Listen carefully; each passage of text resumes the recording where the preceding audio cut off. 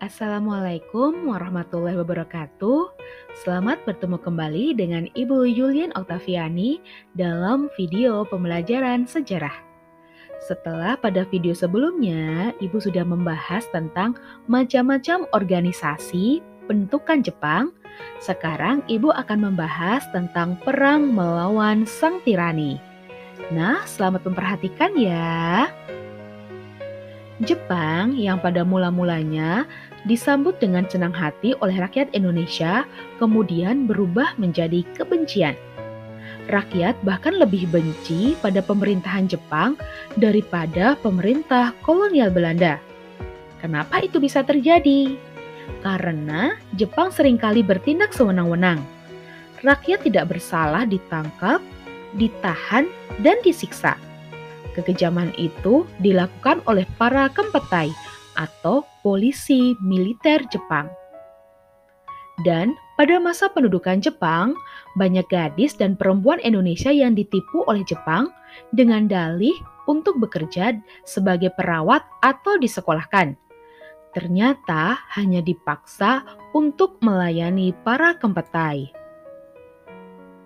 Para gadis dan perempuan itu disekap dalam kem-kem yang tertutup sebagai wanita penghibur. Kem-kem itu dapat kita temukan di wilayah Solo, Semarang, Jakarta, dan Sumatera Barat. Kondisi itu menambah deretan penderitaan rakyat di bawah kendali penjajah Jepang. Oleh karena itu, wajar kalau kemudian timbul berbagai perlawanan terhadap pemerintah pendudukan Jepang di Indonesia. Nah, ada yang tahu apa saja bentuk perlawanan-perlawanan yang dilakukan oleh rakyat Indonesia? Iya, betul sekali. Perlawanan yang dilakukan oleh bangsa Indonesia terhadap Jepang ini terbagi menjadi dua macam, yaitu berupa gerakan bawah tanah dan perlawanan senjata. Mari anak-anak kita bahas satu persatu. Yang pertama yang akan kita bahas adalah gerakan bawah tanah. Ada yang tahu apa itu gerakan bawah tanah? Nah, ini dia pembahasannya. Gerakan bawah tanah adalah gerakan yang dilakukan secara sembunyi-sembunyi oleh pejuang Indonesia pada masa pendudukan Jepang. Gerakan mereka tidak menjurus pada perlawanan bersenjata, tetapi lebih bertujuan menggalang solidaritas dan memperteguh cita-cita perjuangan. Perjuangan melalui gerakan bawah tanah dilakukan karena penjagaan pemerintah Jepang yang sangat ketat. Kemudian, ini dia gerakan bawah tanah yang dilakukan oleh para pejuang Indonesia. Yang pertama ada kelompok Sukarni, kemudian yang kedua ada kelompok Ahmad Subarjo, kemudian yang ketiga ada kelompok Sultan Syahrir, dan yang keempat ada kelompok pemuda. Mari kita bahas yang pertama dulu, yaitu kelompok Sukarni. Sukarni merupakan salah satu tokoh pergerakan masa pemerintahan Hindia Belanda. Pada masa pendudukan Jepang, Sukarni bekerja di Sendenbu atau Barisan Propaganda Jepang. Kelompok Sukarni melakukan gerakan bawah tanah dengan menyebarluaskan cita-cita kemerdekaan, menghimpun orang-orang yang revolusioner, dan mengungkap segala kebohongan yang dilakukan oleh Jepang. Sukarni menghimpun tokoh pergerakan lainnya seperti Muhammad Yamin, Adam Malik, Kusnaini, Pandu Wiguna, dan Maruto Nitimiharjo. Sebagai anggota dari Sendenbu, membuat Sukarni mendapatkan kebebasan berkunjung ke berbagai tempat pelatihan, salah satunya adalah Asrama Peta. Oleh karena itu, Sukarni dapat dengan jelas mengetahui kekuatan revolusioner bangsa Indonesia. Dan untuk menutupi gerakannya, maka dibuat suatu asrama politik dengan nama Angkatan Baru Indonesia. Di dalam asrama tersebut terdapat Soekarno, Muhammad Hatta, Ahmad Subarjo, dan Sunaria yang bertugas mendidik para pemuda tentang masalah politik dan pengetahuan umum. Nah, itu tadi penjelasan tentang kelompok Sukarni. Selanjutnya, kita akan membahas gerakan bawah tanah yang dilakukan oleh kelompok Ahmad Subarjo. Pada masa pendudukan Jepang, Ahmad Subarjo mengemban tugas sebagai Kepala Biro Riset Kaikun Bukanfu atau Kantor Penghubung Angkatan Laut yang berada di Jakarta. Dalam gerakan bawah tanah, Ahmad Subarjo bertugas untuk menghimpun tokoh-tokoh Indonesia yang bekerja di Angkatan Laut Jepang. Kelompok tersebut berhasil membuat asrama Indonesia Merdeka. Dengan asrama tersebut, Ahmad Subarjo dan kawan-kawan memberikan pelajaran-pelajaran guna menanamkan semangat nasionalisme kepada pemuda Indonesia. Selanjutnya, kita akan membahas tentang kelompok Sultan Syahrir.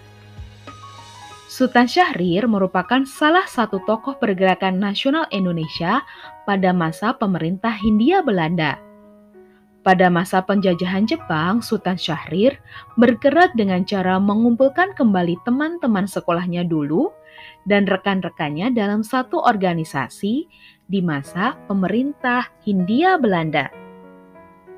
Pada pelaksanaannya, gerakan bawah tanah yang dilakukan Sultan Syahrir dan kawan-kawan meliputi 3 jenis kegiatan, yaitu memantau perkembangan Perang Pasifik melalui radio ilegal, yang kedua menyebarkan informasi terbaru dari radio pada para tokoh nasionalis, dan yang ketiga diskusi tentang kemerdekaan dan nasionalisme. Kelompok Syahrir berhasil menyadap siaran radio sekutu. Kemudian informasi yang didapat akan disebarluaskan. Kelompok Syahrir menyebarluaskan informasi yang mereka dapat keluar Jakarta seperti ke Cirebon, Garut, dan Semarang. Selama melakukan gerakan bawah tanah, Syahrir berusaha menjalin hubungan dengan para pemimpin bangsa yang terpaksa bekerja sama dengan Jepang. Gerak-gerak Syahrir pun sempat dicurigai oleh Jepang. Guna menutupi kecurigaan itu, ia bersedia mengajar di Asrama Indonesia Merdeka milik Angkatan Laut Jepang atau Kaikun bersama dengan Soekarno, Muhammad Hatta, Ahmad Subarjo, dan Iwa Kusuma Sumantri. Nah, itu anak-anak pembahasan tentang gerakan bawah tanah yang dilakukan oleh para pejuang Indonesia. Selanjutnya, kita akan membahas tentang perlawanan senjata. Sudah siap? Mari kita bahas satu persatu. Perlawanan yang pertama yaitu perlawanan di Aceh. Daerah pertama yang melakukan perlawanan terhadap Jepang yakni di Copling, Banyu, Aceh, di mana rakyat melawan tentara Jepang setelah singgah selama 8 bulan. Adapun pemimpin perlawanan adalah Tengku Abdul Jalil yang merupakan seorang guru ngaji di Copling, Aceh. Penyebabnya yaitu pada awalnya Jepang mewajibkan seluruh rakyat Aceh untuk melakukan seikere. Apa itu seikere? Seikere yaitu penghormatan kepada Kaisar Jepang dengan membungkukkan badan ke arah Tokyo atau ke arah timur. Upacara seikere tersebut bertentangan dengan ajaran Islam dan Jepang mendapatkan penolakan dari ulama dan rakyat Copling. Akhirnya pasukan Jepang melakukan penghinaan terhadap umat Islam Aceh dengan membakar masjid dan membunuh jamaah yang sedang sholat subuh. Puncak peristiwa tersebut terjadi pada tanggal 10 November 1942 dan Tengku Abdul Jalil tewas dalam pertempuran pada tanggal 13 November 1942. Kemudian perlawanan yang kedua yaitu perlawanan di Singaparna. Pada awal 1944, terjadi perlawanan rakyat di Singaparna, Tasikmalaya yang dipimpin oleh Kiai Haji Zainal Mustafa dari pesantren Sukamanah. Perlawanan itu berawal dari pemaksaan Jepang kepada santri-santri pesantren Sukamanah untuk melakukan seikere, yaitu penghormatan kepada Kaisar Jepang dengan cara membungkukkan setengah badan ke arah Tokyo. Sehingga pada Februari 1944, rakyat Singaparna melakukan perlawanan terhadap Jepang. Jepang berhasil menangkap Kiai Haji Zainal Mustafa dan para santri setelah selesai sholat Jumat pada tanggal 25 Februari 1944. Mereka dibawa tentara Jepang ke Tasikmalaya, kemudian ke Jakarta untuk dihukum mati. Nah, perlawanan yang selanjutnya yaitu perlawanan petani Indramayu. Pada tahun 1944, rakyat Indramayu melakukan perlawanan terhadap Jepang. Perlawanan tersebut antara lain berkobar di desa Keplongan, distrik Karangampel, bulan April 1944. Dan pada bulan Juli, masih pada tahun yang sama, perlawanan terjadi di Kecamatan Loh Bener, Desa Cidemper. Perlawanan rakyat Indramayu disebabkan oleh adanya kewajiban untuk menyetorkan hasil penanaman padi kepada Jepang. Di bawah pimpinan Haji Madrian, rakyat Indramayu melakukan perlawanan terhadap Jepang secara besar-besaran hingga ke pelosok-pelosok desa. Pemberontakan petani Indramayu yang berakhir pada bentrok fisik membuat korban jiwa berjatuhan. Banyak tentara Jepang yang tewas, begitu pula dengan para petani dan ulama yang gugur atau dipenjara oleh Jepang. Kendati demikian, pasca perlawanan berlangsung, rakyat Indramayu justru semakin giat bekerja karena hasil panen tidak lagi disetor kepada Jepang yang telah angkat kaki dari Indonesia. Nah, selanjutnya perlawanan dari mana ya? Mari kita simak. Ini dia, selanjutnya adalah perlawanan di Kalimantan.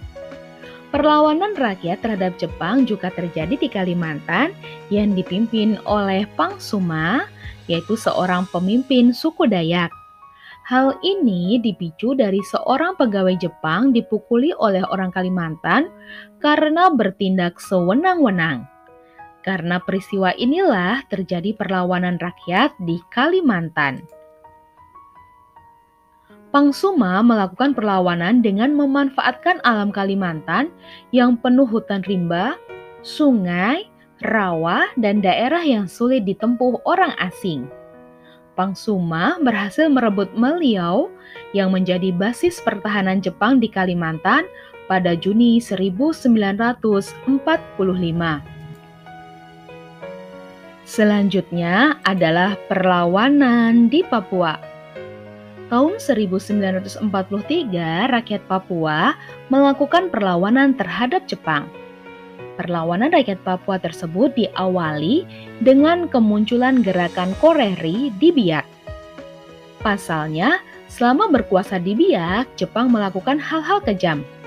Rakyat Biak dijadikan budak, dipukuli, dan dianiaya secara keji.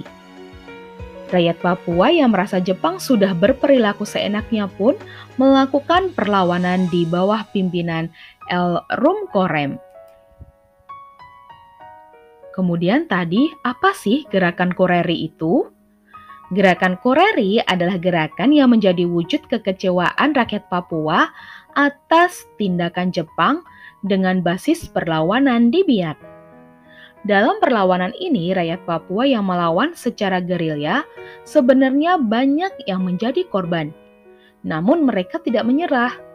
Rakyat Papua tetap gigih melakukan perlawanan sampai akhirnya Jepang kewalahan dan hengkang dari Biak. Biak pun menjadi daerah bebas dan merdeka pertama di Indonesia dari penjajahan Jepang. Nah, selanjutnya yang terakhir adalah Perlawanan Peta di Blitar. PETA atau Pembela Tanah Air merupakan organisasi militer bentukan Jepang di Indonesia. Kondisi Indonesia yang terpuruk ketika pendudukan Jepang di antaranya karena kebijakan Jepang seperti kebijakan penyetoran padi, Romusa maupun Heiho atau tentara yang dipersiapkan untuk ikut bertempur bersama tentara-tentara Jepang di berbagai medan tempur Asia seperti Myanmar, Thailand, dan Filipina yang perekrutannya dengan pemaksaan demi kepentingan Jepang, membuat PETA memberontak.